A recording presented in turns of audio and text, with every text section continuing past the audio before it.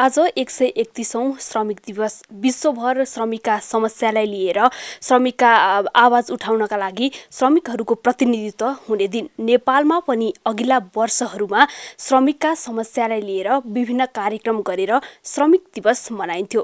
तर यो वर्ष भने कोरोना भाइरसको प्रभावका कारणले श्रमिक दिवस मनाउन सकिएको छैन। अहिले नेपालमा कम्युनिस्ट पार्टीले प्रतिनिधित्व गरिरहेको सरकार छ, तर पनि मजदुरहरूले न्याय नपाएको, श्रमको उचित मूल्य नपाएको भन्ने जस्ता टीका टिप्पणी पनि भइरहन्छन्। यी र यिनै विषयवस्तुमा केन्द्रित रहेर आज हामी श्रम, रोजगार तथा सामाजिक सुरक्षा मन्त्री रामेश्वर राय यादवसँग केही कुराकानी गर्न गइरहेका छौँ। सर्वप्रथम यहाँलाई स्वागत छ।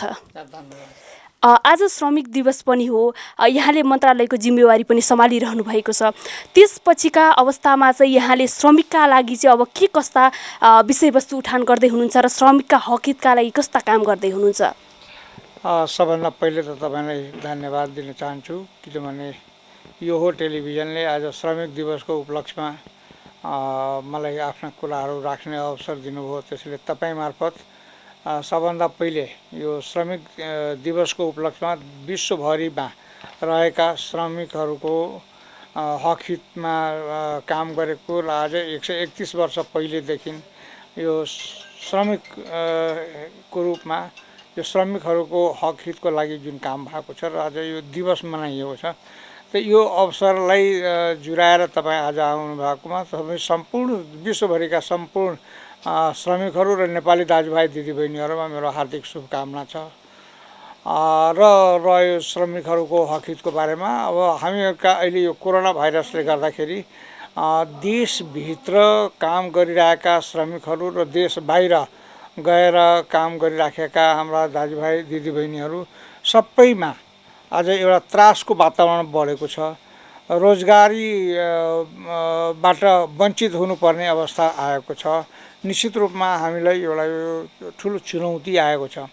देशभित्र त्यो समस्या छ भने देश बाहिर पनि त्यतिकै समस्या छ। देश बाहिर पनि यो आज यो कोरोना भाइरसले गर्दाखेरि सम्पूर्ण नेपालीहरूले र अन्य देशका मजदुरहरूले पनि रोजगार गुमाउनु पर्ने अवस्था आएको छ। यस्तो अवस्थामा हामी के हेरिरहेछौँ भने यो एउटा दुःखद घडीमा हामी धैर्य धारण गर्ने, हामी जहाँ छौँ त्यहाँ त्यो देशको कानुन, त्यो देशको निर्देशन मान्ने, त्यो देशको सरकारको निर्णय मान्ने र आइसोलेसनमा बस्ने बाहेक हामी कहाँ अहिले कुनै विकल्प हामीले देखेका छैनौँ। यस्तो परिस्थितिमा हामीहरू दुई तिनवटा कुराहरू हेर्नुपर्छ। हामी जहाँ छौँ त्यहाँ त्यो देशको सरकारको निर्णय मान्ने, निर्देशन मान्ने, आइसोलेसनमा बस्ने, क्वारेन्टाइनमा बस्ने, स्वास्थ्य उपचारलाई ध्यान दिने एउटा कुरो। त्यसपछि जो हामी देशभित्र छ, हामी यहाँ छौँ, यहाँभित्रका श्रमिकहरूले जो रोजगारी गुमाएका छन् उनीहरूको दैनिक ज्यालादारीमा काम गर्ने एउटा किसिमको श्रमिकहरू छ भने बाहिर यो फिक्स्ड इन्डस्ट्रिजहरूमा काम गर्ने औपचारिक क्षेत्रमा काम गर्नेहरू मजदुरहरूको पनि एउटा किसिमको छ। सबैले अहिले रोजगारको अवसरहरू गुमाएको अवस्था छ। यस्तो परिस्थितिमा नेपाल सरकार पहिलो प्राथमिकतामा जो दैनिक ज्यालादारीमा काम गरिरहेछ, अनौपचारिक क्षेत्रमा काम गरिरहेछ र त्यस्तो व्यक्तिहरू जो रोजगारीको अवसर गुमाएको छ, यस्ता परिस्थितिमा उनीहरूलाई दैनिक रूपमै यो चुलो नबल्ने परिस्थिति नआओस्, भोकभोकै सुत्नुपर्ने अवस्था नपरोस्, त्यसका लागि हामी सङ्घीय सरकार, प्रदेश सरकार र स्थानीय सरकार सबै मिलेर घर घरमा गएर राहत सामग्रीहरू दिने र राहत सामग्रीहरू दिँदाखेरि उनको घरमा कमसेकम तिनका बच्चाहरू भोकभोकै सुत्नु नपरोस्, ऊ आफै भोकभोकै सुत्नु नपरोस्, त्यो प्रयोजनको लागि हामीले पहिलो प्राथमिकतामा त्यो खाद्यान्न आपूर्ति गर्ने, राहत सामग्री उपलब्ध गराउने एउटा। अर्को कुरा के भयो भने हामी यो विश्वभरिका मजदुरहरू जो हाम्रो नेपाली होस् कि बाहिरको होस्, तिनी सबैलाई परिआएको समस्यामा तत्त देशको सरकारले गम्भीरतापूर्वक हाम्रो नेपालीहरू समेतलाई पनि आफ्नै देशको नागरिक सरहको सुविधा दिने, खाना लाउने व्यवस्था गर्ने र जबसम्म यो कोरोना भाइरसको आतंक समाप्त हुँदैन तबसम्म त्यहीँ राख्ने बस्ने सुत्ने व्यवस्था गर्ने गरी हाम्रा सम्माननीय राष्ट्रपति सम्माननीय प्रधानमन्त्रीज्यू लगायत माननीय परराष्ट्र मन्त्री र हामीले यो एम्बेसीहरूलाई एम्बेसडर मार्फत कुरा गरेर उनीहरूको व्यवस्थापन गरेको छु र कुनै कारणले त्यो हुन सकेन कुनै देशले त्यस्तो व्यवस्थापन गर्न सकेन भने हाम्रा देशका सम्पूर्ण दाजुभाइ दिदीबहिनीहरू जो बाहिर छन् र खान पाउने व्यवस्था छैन त्यसका लागि हाम्रा राजदूतहरूले यो टेन्ट गाडेर हुन्छ कि उनीहरूले एउटा आफ्नै सेल्टर बनाएर हुन्छ कि के गरेर हुन्छ उनीहरूको व्यवस्थापन गर्ने उनीहरूले खर्च धाउन सकेन भने नेपाल सरकारले त्यसको व्यवस्थापनमा सहयोग गर्ने गरी हामीहरूले नीति बनाएका छौँ र त्यो हो अहिलेसम्मको तत्काल राहतको लागि गर्ने। दोस्रो पक्षमा जब हामी उनीहरूको व्यवस्थापन अहिले यो समाप्त भएपछि कोरोना भाइरसको समस्या समाप्त भएपछि हामीहरू उनीहरूलाई आफ्नै देशमा रोजगारका अवसरहरू सृजना गर्ने र आफ्नै देशमा सम्पूर्ण नेपालभित्र रहेका र नेपाल बाहिर रहेका सबै दाजुभाइ दिदीबहिनीहरूको लागि एउटा डाटाबेस ब्याङ्क बनाउने श्रमिक ब्याङ्क बनाउने र श्रमिक ब्याङ्कमा इन्ट्री भएका सबै व्यक्तिहरूलाई सबै श्रमिकहरूलाई उसको इच्छाअनुसारको स्किल डेभलप गर्ने ट्रेनिङ दिने र ट्रेनिङ दिइसकेपछि आफ्नै देशमा उसले सुहाउने किसिमको उसले दक्षता प्राप्त गरेको विषयमा रोजगारीका अवसरहरू दिने भनेर हामीहरूले व्यवस्थापन गरेका छौँ र त्यसको लागि कार्यनीतिहरू हामी बनाउँदैछौँ। निकट भविष्यमा त्यो सार्वजनिक गर्छौँ। जस्तो यहाँ अहिले कम्युनिस्टको सरकार छ, कम्युनिस्टलाई त सर्वहाराको प्रतिनिधित्व गर्ने पनि भनिन्छ, तर अझै पनि मजदुरहरू चाहिँ यो सरकार आएपछि भनौँ अथवा तपाईँले अहिले पछिल्लो समय जिम्मेवारी सम्हालिसकेपछि पनि मजदुरहरू चाहिँ न्याय नपाएको भनेर अझै पनि सन्तुष्ट देखिँदैन नि? त्यस्तो छैन। सम्पूर्ण मजदुरहरूलाई न्याय दिलाउने हाम्रो नैतिक जिम्मेवारी छ, यो वास्तविक कानुनी जिम्मेवारी पनि छ। त्यसैले यो मजदुरहरूलाई विगतको दिनमा के भयो के भएन त्यसका लागि भन्दा पनि वर्तमान अवस्थामा यो कोरोना भाइरसले गर्दा बाहेक अरू कुनै पनि अवस्थामा मजदुरहरूलाई अन्याय हुन दिँदैनौँ। हामी तपाईँले ठिक भन्नुभयो, नेपाल कम्युनिस्ट पार्टीको सरकार हो, यो सर्वहारा वर्गको उत्थानको लागि उसको हकहितको लागि सम्पूर्ण कदम उठाउन तयार छ र सर्वहारा वर्गको लागि सम्पूर्ण सङ्घर्ष गरेर आएको पार्टी भोलिको दिनमा त्यो मजदुरहरूप्रति अन्याय भएको कुनै पनि हालतमा सहन सक्दैन। त्यसैले त्यो मजदुरहरूप्रति कुनै मजदुरहरूलाई अन्याय भएको छ त्यसको जानकारी हामीलाई भयो भने हामी त्यसका तत्काल न्याय दिलाउने उसलाई हामी धर्मगत प्रयास गर्छौँ। यहाँले अघि पनि भनिसक्नुभयो विदेशबाट फर्किने नेपालीहरूको लागि राम्रो रोजगारीको व्यवस्थापन गर्छौँ भनेर। अब यो लकडाउन खुलेपछि भनौँ कोरोना अलिकति नियन्त्रण भएपछि चाहिँ लाखौँको सङ्ख्यामा नेपाली पुनः नेपाल फर्किने धेरै सम्भावना छ। त्यसपछि चाहिँ यहाँले कस्तो व्यवस्थापन गर्नुहुन्छ? कसरी त्यो फर्किने नेपालीहरूलाई चाहिँ कसरी म्यानेज गर्नुहुन्छ यहाँले? यो सबभन्दा ठुलो कुरो त के छ भने तपाईँलाई सम्झना होला कि म मन्त्री भएपछि लगत्तै पहिलो हप्तामा जुन प्रेस मिट गरेँ वा प्रेससँग कुरा गरेँ त्यहाँ मैले एउटा कुरा के भनेको थिएँ भने नेपालीहरू जो बाहिर छन्, जो बाहिर श्रम गरेर आफ्ना पाखुराहरू चलाएर आफ्नो वृत्ति विकासको लागि बाहिर गएर काम गरिरहेछ, अर्को देशको लागि काम गरिरहेछ, उनीहरू सबै नेपालमै आउन् र नेपालमै हामीले रोजगारको अवसरहरू सृजना गर्नुपर्छ मैले भनेको थिएँ। संयोगले प्रकृतिले त्यो वातावरण बनाइदियो, आफै भित्र्याउनु पर्ने परिस्थिति आयो र सबै भित्र आइसकेपछि हामीले त्यसको तयारी सुरुदेखि नै गरिरहेछौँ र अहिले हामीले रोजगारसँग सम्बन्धित सम्पूर्ण मन्त्रालयहरूसँग कोअर्डिनेट गर्छौँ। जस्तो हामी यो उद्योग वाणिज्य मन्त्रालयसँग कोअर्डिनेसनमा छौँ, हामी कृषि मन्त्रालयसँग कोअर्डिनेसनमा छौँ, हामी पर्यटन मन्त्रालयसँग कोअर्डिनेसनमा छौँ, हामी भौतिक योजना मन्त्रालयसँग कोअर्डिनेसनमा छौँ, हामी यो जलस्रोत मन्त्रालयसँग कोअर्डिनेसनमा छौँ। जहाँ जहाँ सम्भावना हुन्छ जागिरको रोजगारको त्यो सबैसँग कोअर्डिनेसन गरेर कुन मन्त्रालयले कति मान्छेको खपत गर्न सक्छ, दक्ष कति अदक्ष कति, यो सबैको वर्गीकरण गरेर अनि हामी एउटा प्लान बनाउँदैछौँ। त्यसको लागि हाम्रो होमवर्क हुँदैछ। हाम्रो टिम बनेको छ, त्यो टिमहरूले काम गर्दैछ। अब हामीले दुईवटा काम गर्नुपर्ने छ। एउटा कुन देशबाट कति मजदुरहरू फर्किँदैछन् र त्यो कुन लेभलको त्यसको फर्म बनाउँदैछौँ हामीहरूले। त्यो एउटा फर्मेट बनाएर त्यसमा हामी फर्म भर्ने, त्यसबाट हामी डाटा तयार गर्छौँ कि हाम्रो कुन लेभलको महिला कति, पुरुष कति, कुन एज फ्याक्टरको कति, तीहरूको कामको चरित्र के भनेर त्यो सम्पूर्ण कुराहरूको विवरण हामी सङ्कलन गरिसकेपछि त्यसलाई हामीहरू फेरि पनि कसरी मतलब व्यवस्थापन गर्न सक्छौँ त्यसको लागि हामी पूर्ण रूपमा वैज्ञानिक हिसाबमा तयारी गरिरहेछौँ। यहाँले तयारी गरिरहेका छौँ भने पनि बाहिर त टिप्पणी श्रम मन्त्रालयले चाहिँ अब आगामी आउने चाहिँ अब विदेशबाट फर्किनेहरूको लागि व्यवस्थापन गर्न सक्ला कि सक्दैन, त्यो खालको पूर्वाधार पनि खासै निर्माण भएको छैन। त्यसको लागि अब नयाँ रोजगारीको अवसर सिर्जना गर्नलाई त्यही खालका कल कारखानाहरू अथवा भनौँ उद्योग, त्यसै गरी कृषि फर्महरू लगायतका त्यस्तो साधनहरूको पनि खासै चाहिँ त्यो नयाँ प्रयोग भएको देखिँदैन भन्ने खालका पनि टिप्पणी भइरहेका छन्। त्यसलाई हेर्दाखेरि यहाँलाई त त्यो यहाँले भनेअनुसारको त निकै चुनौती देखिन्छ नि त्यो काम पुरा गर्न, त कसरी गर्नुहुन्छ? चुनौती त हो, चुनौतीदेखि भाग्ने होइन, चुनौतीलाई अवसरमा परिणत गर्न सक्नुपर्छ। यो अवसर पनि त हो नि। हामी नेपालभित्र मजदुर नपाइरहेको अवस्था, हाम्रो नेपाली कम्पनीहरूले काम गराउन मजदुर नपाइरहेको अवस्था, हाम्रा कृषि कार्य हेतु जग्गाहरू प्रति बाँझो रहनुपर्ने अवस्था, यो किन हो भने हामी कहाँ म्यान पावरको कमी थियो। अब अहिले परिस्थितिवश जुन यो श्रमिकहरू बाहिर गएर काम गरिरहेको थिए वा देशभित्रैका बेरोजगारहरूलाई प्रधानमन्त्री रोजगार आयोजना जुन लागू गरियो त्यो धेरै थुप्रो मान्छेहरूको सम्बोधन त्यहाँबाट भइरहेछ र त्यसलाई पनि अझ व्यवस्थित गर्न, अझ वैज्ञानिक रूपमा अगाडि बढाउन हामीहरू कार्यक्रमहरू अगाडि बढाउँदैछौँ। एउटा त्यो छँदैछ।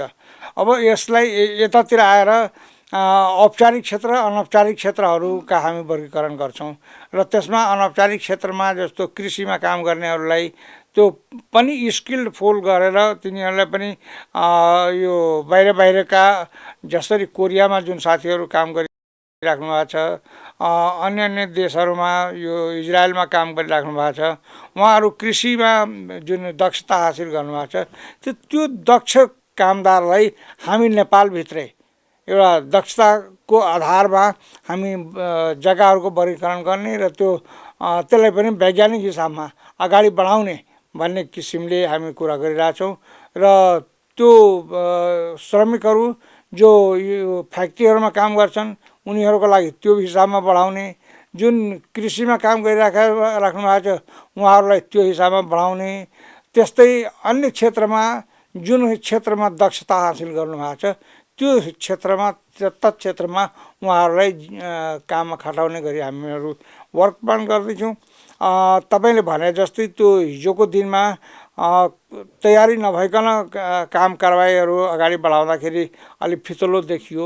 अब त्यो परिस्थिति पर्दैन। अब हामी पूर्ण रूपमा वैज्ञानिक हिसाबमा हरेक चिजलाई अगाडि बढाउँछौँ र मलाई पुरा विश्वास के छ भने अब यो जुन चुनौती हामी कहाँ आइपुग्यो, यो कोरोनाले हामीलाई एउटा जुन टास्क फोर्स दिएको छ, अहिलेसम्म हामीहरू जुन हिसाबमा अनुत्पादक परिस्थिति थियो, हामीले इम्पोर्ट गर्नुपर्ने परिस्थिति थियो, अब हामी उत्पादन बढाउने सुखी नेपाली समृद्ध नेपालको जुन परिकल्पना हामीले गरेका छौँ त्यो परिकल्पना पुरा गर्ने गरी हामी अठोटका साथ अगाडि बढ्छौँ।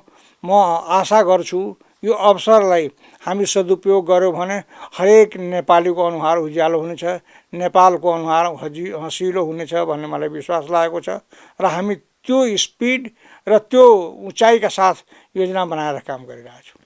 सरकारले श्रमिकलाई नै मध्यनजर गरेर सामाजिक सुरक्षा कोष पनि ल्याएको थियो, तर त्यो अहिले कतिको प्रभावकारी भएको छ, प्रभावकारी भएन, यो चाहिँ त्यति सरकारले जुन नाराका साथ उद्देश्यका साथ ल्याएको थियो त्यो पुरा भएन भन्ने टिप्पणी पनि भइरहन्छन्। कस्तो भइरहेको छ यसको काम? यो सामाजिक सुरक्षा कोष भनेको योगदानमा आधारित कोष हो। त्यहाँ जसको कन्ट्रिब्युसन छ उनीहरूको हितको लागि त्यो बनेको कोष हो। त त्यहाँ रोजगारी त्यो जसको योगदान भएर त्यो फन्ड निर्माण भएको छ उनीहरूको लागि त्यो उनको लागि र उनको आश्रित परिवारको लागि विभिन्न किसिमको लोनहरूको लागि हामीले त्यो स्याङ्सन पास गरेका छौँ र त्यसलाई बढी से बढी प्रयोग गर्न जसको जसको योगदान छ तिनीहरूको हक हितको लागि, तिनीहरूको आश्रित परिवारको हक हितको लागि, उनीहरूलाई एजुकेसन लोन होस् कि हाउस लोन होस् कि अन्य पनि किसिमका लोनहरू हामीले स्याङ्सन गरेका छौँ। उनीहरूले त्यसको सदुपयोग गर्न पाउने र त्यो सामाजिक सुरक्षा कोष जुन प्रयोजनको लागि बनेको छ त्यो प्रयोजनको लागि प्रयोग गर्नमा कुनै बाधा व्यवधान छैन र अब यसलाई अझ व्यावहारिक बनाउनको लागि कार्यविधिहरू हामी बनाउँदैछौँ नयाँ। असङ्गठित मजदुरहरूको लागि चाहिँ यहाँले अब के कस्तो कदम चाल्नुहुन्छ? पहिलो कुरा त के छ भने आइडेन्टिफिकेसनको खाँचो छ हामी कहाँ। को मजदुर को नमजदुर भनेको त्यो पहिचान कायम भइसकेको छैन। म जुन श्रमिक ब्याङ्कको परिकल्पना गरेको छु त्यो श्रमिक ब्याङ्कमा इन्ट्री भइसकेपछि सबैलाई एउटा पहिचान पत्र दिने है। त त्यो पहिचान पत्र दिँदाखेरि त्यो कुन क्षेत्रमा काम गरिराखेको छ, जस्तो त्यो औपचारिक क्षेत्रमा हो कि अनौपचारिक क्षेत्रमा हो, त्यो सरकारी निकायमा हो कि गैर सरकारी निकायमा हो, त्यो कृषिमा हो कि गैर कृषि क्षेत्रमा हो, यी सम्पूर्ण कुराहरूको वर्गीकरण गरिसकेपछि त्यसका लगतै हामीले त्यो सबैको कार्ड बनाउँछौँ। जस्तो यो नेपाल कृषि प्रधान देश हो। नेपालमा कृषि मजदुरहरू आफ्नो जन्मेदेखि नमरुन्जेलसम्म त्यो कृषिमा काम गर्छ। कृषिमै काम गरेर हुर्किने, कृषि काम गर्दा गर्दै मर्ने, तर तिनीहरूसँगको कुनै पहिचान हुँदैन, तिनीहरूसँग कुनै पहिचान पत्र पाउँदैन। ऊ मजदुर हो कि किसान हो, ऊ के हो त्यो उसको पहिचान उसले पाउँदैन। त्यसैले हामी श्रमिक ब्याङ्क खोल्ने बित्तिकै त्यस्ता किसिमको अनौपचारिक क्षेत्रमा काम गर्ने असङ्गठित मजदुरहरूलाई पनि एउटा सीमाभित्र एउटा ब्याङ्कभित्र ल्याएर एउटा रजिस्ट्रेसन गर्ने र उनीहरूलाई पहिचान पत्र दिने र त्यसपछि सोसल सेक्युरिटीसँग जोड्ने है। त्यो सोसल सेक्युरिटीसँग पहिचान पत्र नभइकन जोड्न नसकिने हुन्छ। त्यसैले त्यो सोसल सेक्युरिटीसँग जोडियो भने उनीहरूको पनि निवृत्ति भरण पाउने, उनीहरूले पनि पेन्सन पाउने अवस्था हुन्छ। उसले मजदुरको हैसियतले लोन लिन पाउने हैसियत हुन्छ र उनका उत्तराधिकारीहरू, उनका आश्रित परिवारहरूले कुनै वृत्ति विकासको लागि केही काम गर्न खोज्यो भने त्यही सोसल सेक्युरिटी फन्डको जुन तपाईँले कुरा उठाउनु भएको थियो त्यहाँबाट पैसा लिएर उसले घर व्यवहार चलाउन सुरु गर्छ। त्यसैले तिनीहरूको वृत्ति विकास पनि हुन्छ। त्यसैले तपाईँले सोधेको प्रश्नको जवाब के हो भने हामी अनौपचारिक क्षेत्रमा लागेका मजदुरहरूलाई पनि एउटै अम्ब्रेलाभित्र ल्याएर पहिचान पत्र कायम गराउने, पहिचान दिने, आइडेन्टिफिकेसन दिने र आइडेन्टिफाइड भइसकेपछि मूल प्रवाहमा जुन मजदुरहरू छ त्यही हाराहारीमा उनीहरूको पनि पहिचानका साथ अगाडि बढाउने हाम्रो योजना छ। मलाई विश्वास छ यो अवसर अहिले जुन आएको छ त्यसको अवसरको सदुपयोग गरेर उहाँहरूलाई पनि एउटा व्यवस्थित रूपमा उत्पादन क्षेत्रमा लगाउने र वैज्ञानिक हिसाबमा अगाडि बढ्ने हो। मैले थोरै प्रसङ्ग बदले म थोरै नेकपाको विवादभित्र जान चाहेँ।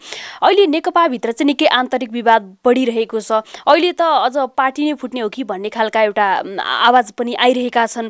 त्यो हिसाबले हेर्दा खासमा अहिले नेकपाभित्रको विवाद के हो? यो नेकपाभित्र पहिलोचोटि हो यो विवाद कि पहिले पनि हो? यस्तो भइरहन्छ। यसको लागि पार्टी नै फुट्दैन। पार्टी फुटिसक्नुपर्ने, फुटि नै हाल्नुपर्ने अवस्था छैन। हाम्रा नेताहरू म्याच्योर्ड हुनुहुन्छ, परिपक्व नेताहरूले परिपक्व निर्णय गर्नुहुन्छ र एउटा सद्भावपूर्ण वातावरणमा यसको समाधान निकाल्नुहुन्छ। मलाई विश्वास छ यो पार्टी फुट्दैन। अहिलेको समयमा, अहिले कोरोना भाइरसको समयमा विश्व नै चाहिँ एउटा महामारीबाट बस्न लागि परिरहेका बेला नेपालका राजनीतिक दलहरू, अझ विशेष गरी सत्तारूढ नेकपा चाहिँ यसरी आन्तरिक विवादमा रुमलिँदा जनतामा चाहिँ कस्तो सन्देश जान्छ? हाम्रा लागि चाहिँ सरकार होइनन् भन्ने खालका सन्देश जान्छ कि कस्तो सन्देश दिन्छ यसले? तपाईँ गम्भीर विषय उठाउनुभयो। मैले यसलाई गम्भीरतापूर्वकै लिएको छु। के हुन्छ भने सरकार, तपाईँले भनेको पनि एउटा लाइन हो है। अहिलेको अवस्थामा यो नगर्दिया भए हुन्थ्यो जस्तो लाग्छ। तर एउटा अर्को पक्ष पनि छ यसलाई। यो कोरोना भाइरसको रोगभन्दा यो साइकोलोजिकली पनि मान्छेहरूलाई त्रासमा एउटा लगिसकेको छ। तपाईँलाई कोरोना हो कि भनेर लाग्ने, तपाईँ यो ग्लोभ लगाएर आउनुपर्छ, म ग्लोभ लगाएको छैन, तपाईँ मास्क लगाउनु भएको छ, म लगाएको छैन, म मास्क लगाएको छु, तपाईँले लगाएको छैन, अनि यो सरी पो हाल्ने हो कि भन्ने एउटा जुन त्रास छ मनमा, त्यो त्रासलाई डाइभर्ट गर्नलाई यो एउटा इस्यु आएको हो कि पनि लाग्छ कहिलेकाहीँ है। त्यसैले त्यो साइकोलोजीलाई डाइभर्ट गर्नलाई पनि नेताहरूले त्यो गरेको हो कि भन्ने पनि एउटा थट आएको छ। त्यो नहोस्, त्यस्तो खालको नहोस्, किनभने यो दुइटै विषय गम्भीर हो। कोरोना पनि हाम्रो लागि गम्भीर हो, हामी आइसोलेसनमा बस्नै पर्ने हो। अर्को कुरा यो राजनीतिक स्थायित्व पनि गम्भीर विषय हो र जुन देशमा राजनीतिक स्थायित्व हुँदैन त्यो देशमा बाह्य शक्तिहरू जो विकासको लागि आफ्ना हातहरू पाइलाहरू अगाडि बढाएको छ त्यो हात झिक्छ। त्यस्तो अवस्थामा हामीहरूलाई अप्ठ्यारो पर्न सक्छ। एकातिर हामीहरू विश्वका मजदुरहरू जो देशभित्र आउँदैछ उनीहरूको स्वागतको लागि हामी तयार भइरहेछौँ, उनीहरूको व्यवस्थापनको लागि हामी तयार भइरहेछौँ र यस्तो अवस्थामा हामीहरूभित्रै अस्थिरता भयो भने हामी त्यसलाई सम्हाल्न गाह्रो हुन्छ, त्यसको व्यवस्थापन गर्न गाह्रो हुन्छ। त्यसैले म मेरा नेताजीहरूलाई एकदम हार्दिकतापूर्वक निवेदन गर्न चाहन्छु कि यो अवस्था अहिले संयमितताको हो। हामी एकातिर आम नागरिकहरूलाई आइसोलेसनमा बस्ने, संयमित भएर बस्ने भनिरहेको अवस्थामा आफै असंयमित भयो भने हाम्रो कुराहरू कसैले पत्याउँदैन। त्यसैले नेताहरूले यो जनताको ध्यान यतातिर मोड्नको लागि गरे पनि संयमित हुन र संयमित भएर अहिलेको कोरोना भाइरसको समस्या समाधान गर्ने र देशलाई एउटा विकासको बाटोमा फड्को मार्न तयारीका साथ एकमत भएर हामी अगाडि बढौँ। हामी दलहरूभन्दा माथि उठेर एउटा नेपाल राष्ट्रको नाममा, राष्ट्रियताको नाममा अगाडि बढ्ने बेला भएको छ। त्यसैले सानातिना कुरामा हामी अल्झिनु हुँदैन, हामी ठुलो उद्देश्य र ठुलो मन लिएर अगाडि बढ्नुपर्छ भन्ने मेरो चाहना हो। सरकारले भर्खरै मात्र एउटा अध्यादेश जारी गरेर फिर्ता पनि लिइसकेको छ। त्यस्तै गरी अरू विधेयक जस्तो नागरिकता विधेयक, गुठी विधेयक लगायतका विधेयकहरू ल्याएर पनि फिर्ता गर्नुपर्ने अवस्था देखिएको छ।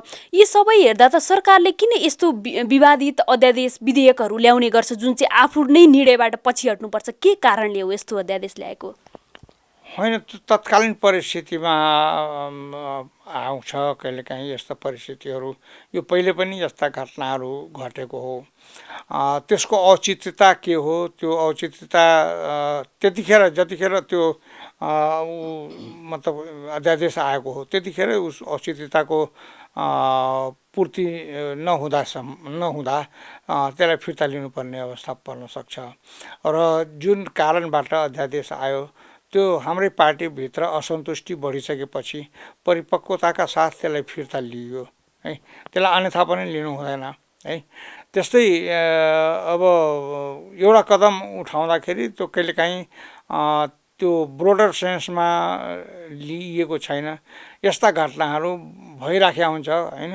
त्यसैले त्यो आउँदै त्यो फिर्ता लिँदैमा यो सरकार नै ढल्ने परिस्थिति त आउँदैन। यस्तो बेलामा त्यो पनि एउटा गम्भीर विषय हो है।